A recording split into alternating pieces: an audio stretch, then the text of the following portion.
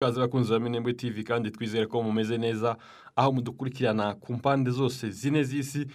Tubaye ikaze muri umwanya n'amakuru ya Minembwe TV tugiye guhera mu Minembwe, ariko mbere yo kuyarambura ndore ingingo z'ingenzi tuza kugaruka mu kanya. Karongi yatewe kandi nabamaye. Turaza kandi kubwira ko FARDC ihakanye gutera Goma ivyita amayeri ya M23 yo guhishira ubwicanyi ku basivile. Turaza kubwira kandi ko Kavumu Societe Civile ivuga ko hapfuye abantu 7 mu migwano hagati ya M23 na Wazalendo.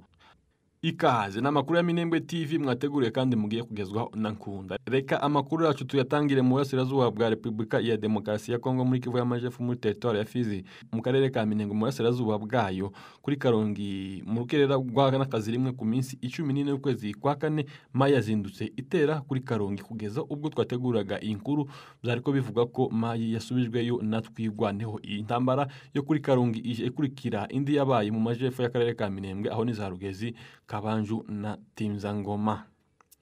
Tukiri mu burasirazuba bwa Repubulika ya Demokarasi ya Kongo, FARDC yahakanye gutera Goma ivyita amayeri ya M23 yo guhishira ubwicanyi ku basivile.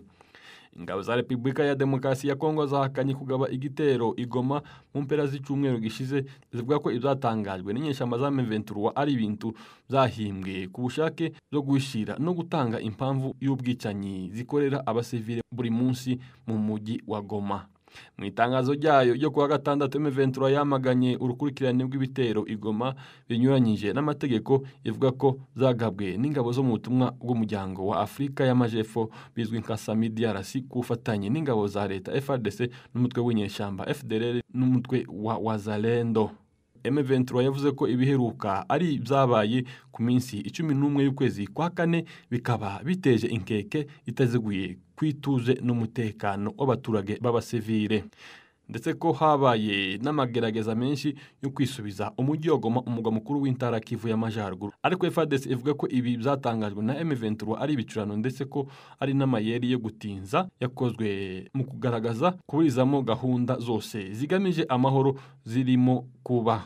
Amakuru kandi avuga ko mwiyinga rishize intumwa za Repubulika ya Demokarasi ya Kongo na M23 zahuriye mu biganiro bitaziguye bigamije amahoro byabereye i Doha muri Qatar ku buhuza bw'ico gihugu. Nta kiratangazwa ku mugaragaro ku migendekere y'ivyo biganiro. Mu itangazo ryasohowe n'iposho FARDC ivuga ko ivyo ari ibintu bishobora kugenzurwa mu buryo bufite aho ushingiye.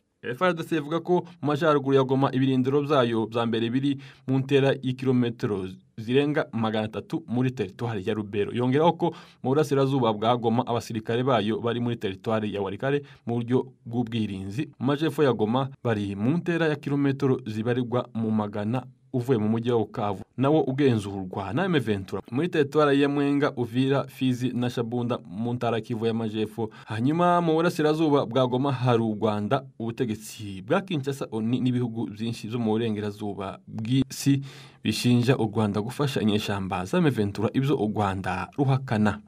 Umuvugizi wa FARDC General Major Sylvain Ekenge yagize ati itangazo rya M23 ni iricurano uko byakabaye mu zukuri ni ibintu byahimbwe ku bushake bigamije gusa guhishira no gutanga impamvu y'ubwicanyi izo nyeshamba zikorera abasivile bo mu mugi wa Goma ahubwo no kuyoza abantu. Yavuze ko ingabo za FARDC zikomeje kuba maso no kubahiriza amategeko agenga intambara no kuzirikana ivyiyemejwe n'ubuyobozi bukuru bw'ingabo bigamije kugarura amahoro arambye mu burasirazuba bw'igihugu no mu karere. Ariko M23 yo ivuga ko nubwo yari yagaragaje kwifata ivyo bitero ishinja FARDC n'abafatanya bituma yisanga igomba kongera kwiga uko ihagaze umurongo wayo kugira ngo ishire imbere umutekano w'abaturage no kubijanye n'ingabo za SAMIDRC ziri ku butaka bwabohowe na M23. M23 kandi yongeyeho ko ivyo bitero binyuranyije n'ivyo umuryango wa SADC wohereje izo ngabo muri RDC mu kwezi kwa 12 umwaka wa 2023 gufasha ingabo za leta ya Kinshasa. wiyemeje ndetse bidatinze ishyirwa mu bikorwa by'umushinga wo gusana ikibuga mpuzamahanga cy'indege cya Goma kugira ngo cyongere gukora. Mu mpera z'ukwezi gushize kwa gatatu M23 yagiranye amasezerano ya DRC agamije gutuma izo ngabo ziva i Goma n'intwaro zazo n'ibikoresho zigasiga intwaro zose za FARDC n'ibikoresho bya FARDC zifite. Hanyuma y'uko abategetsi ba SADC bemeje ko bagiye gukura ingabo mu burasirazuba bwa Repubulika ya Demokarasi ya Kongo, abo basirikare bikekwa ko barenga igihumbi boherejwe n'ibihugu za Afurika y'Epfo, Malawi, Tanzania, bari mu bigo bya Goma no mu nkengero zayo ahitwa mu Bambiro, aho barinzwe n'umutwe wa M23. Baheza kuvaho M23 ifashe umujyi wa Goma mu mpera z'ukwezi kwa kwanza uyu mwaka. Itangazo rihuriho ryasohowe na M23 na SADC mu kwezi kwa gatatu rivuga ko impande zombi zari zemeranyije ko SADC izafasha mu gusana ikibuga cy'indege mpuzamahanga cya Goma mu korohereza ingabo za DRC kuhava. M23 ivuga ko ibyo bitero zo mu ijoro ryana gatanu rishira n'iposho byatumye isaba igenda ry'ako kanya ry'ingabo za DRC ndetse n'ingabo za FARDC ziri mu bigo by'ingabo zo kubungabunga amahoro za ONU MONUSCO igoma zahita zishikiriza M23. Reka amakuru yacu tuyakomereze i Bukavu. Societe Civile ivuga ko hafuye abantu 7 mu migwano hagati ya M23 na Wazalendo. Umubare w'agateganyo w'abafiriye mu migwano yo ku kibuga cy'indege cya Kavumu ukurikije amakuru atangwa na Societe Civile yaho ni 7 bapfuye, barimo 5 b'abaturage ndetse n'abantu 13 barakomereka bavurirwa mu bigo nderabuzima bitandukanye zo muri ako gace. Ni mu gihe andi makuru avuga ko haba hishwe Wazalendo basaga 300. Umujyi wa Kavumu n'ikibuga cy'indege kuri ubu bigenzurwa n'inyeshamba za M23 nyuma yo kwenyeshamba za Wazalendo kuri iki cyumweru gishize zabyutse zigaba ibitero kuri uwo mujyi no ku kibuga cy'indege cya Goma. Kuri ubu muri ako gace hagaragara ituze kandi hongerewe ingabo za M23 n'ibikoresho nk'uko iyi nkuru dukesha Media Congo.net ikomeza ibivuga. Nyuma y'iyo mirwano biravuga ko inyeshamba za Wazalendo zahunze zerekeza muri parike y'igihugu ya Kahuzi-Biega kandi zisezeranya ko zizagaruka zikomeye kandi ziyemeje. Reka amakuru yacu tuyakomeze kuri iyi nkuru ivuga ngo MONUSCO irahakana amakuru avuga ko ibirindiro byayo biri gutegurirwamo ibitero kuri Goma. Kuriringa ku minsi 13 y'ukwezi kwa kane ubutumwa bw'umuryango w'abibunze muri Repubulika ya Demokarasi ya Kongo bwahakanye ibirego bisa nk'ibikomeye bikubiye mu cyiswe integuza. Kuri ubu buhabukwirakwizwa bavuga ko MONUSCO iri mu myiteguro y'igitero gikomeye ku mujyi wa Goma, bivuga ko gishobora guturuka muri bimwe mu birindiro byayo nk'ivyo mu kibuga cy'indege cya Goma.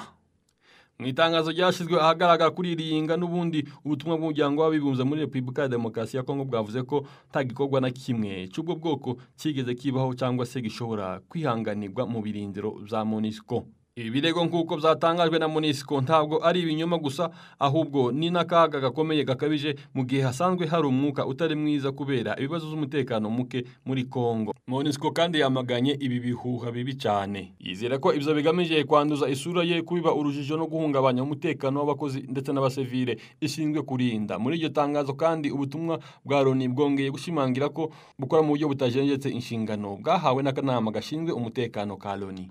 Iyi manda ngikubiyemo no kurengera abasivile, gushikira ingabo za RDC, FARDC ndetse no kuzana ituze mu turere turimo amakimbirane. Kuba FARDC iri mu birindiro bimwe na bimwe bya MONUSCO ngo biri muri uru rwego cyane cyane mu mpamvu zo kurinda z'agateganyo mu bihe byihutirwa nk'uko biteganwa n'amategeko mpuzamahanga arengera ikiremwa muntu n'imikorere y'ubutumwa, nk'uko itangazo ryashyizwe ahagaragara rikomeza ribivuga. MONUSCO yaboneyeho guhamagarira kandi abanyapolitike n'abayobozi b'abaturage kwigengesera mu mvugo bakoresha birinda gutanga amakuru atagenzuwe no guharanira kubaka amahoro mu burasirazuba bwa Repubulika ya Demokarasi ya Kongo. Yemeje ko ikomeje kuba iruhande rw'abaturage ba Kongo mu bijanye n'umutekano, amahoro n'ituze, kandi ikomeza ishimangira ko izafatanya n'impande zose bireba kugira ngo batange umuco ku makuru ayo ari yo yose mu rwego rwo gukorera mu muco no mu kuri. Amakuru yacu reka tuyasoreze Uganda. Umuhanzi bamumenye umutwe azira guseza Bobi Wine. Umuhanzi w'umunya-Uganda Alien Skyne yajanwe mu bitaro nyuma yo gukubitwa bikabije n'itsinda ry'abantu benshi mu karere ka Iganga, aho bamukomerekeje bikabije ku mutwe. Ibi byabaye mu mpera z'icyumweru gishize nyuma yuko asoje igitaramo cyo kwizihiza umunsi mpuzamahanga w'abagore cyabereye mu ishuri ribanza rya Iganga Municipal Primary School riherereye mu karere ka Iganga. Amashusho acisikanye ku mbuga nkoranyambaga agaragaza umuhanzi uzwi cyane ku izina rya Fangone Forest Boss aterwa n'abantu bakekwa kuba barakajwe nuko yasebeje mu ruhame umuyobozi wa NUP Bobi Wine. Bivuga ko abakubise uyu muhanzi ari abatarishimiye uburyo agenda asebya Bobi Wine ahantu yakoreye ibitaramo cyangwa se aho yasohokeye. Ubwo yari araho muri ako gace, abatarishimiye amagambo y'uyu muhanzi bateye amabuye ku modoka ye, bituma bimuviramo gukomereka cyane mu mutwe, cyane cyane mu gahanga. Alien Skyne yahise ajanwa kwa muganga kugira ngo yitabweho, mu gihe abashinzwe umutekano batangiye iperereza kuri iki gikorwa cy'urugomo. Turagushimiye twabanye muri uyu mwanya w'amakuru, gusa twakubutsa ko byoroshye kuba wakanda aho hasi handitse ngo subscribe kugira ngo uzuzubona amakuru n'ibiganiro tugutegurira ku gihe kandi mu ba mbere. Mwakoze cyane n'amakuru ya Minembwe TV, mwamwategura kandi mwagezweho na Nkunda. Duhore mu makuru yacu ataha. Imana ibarinde.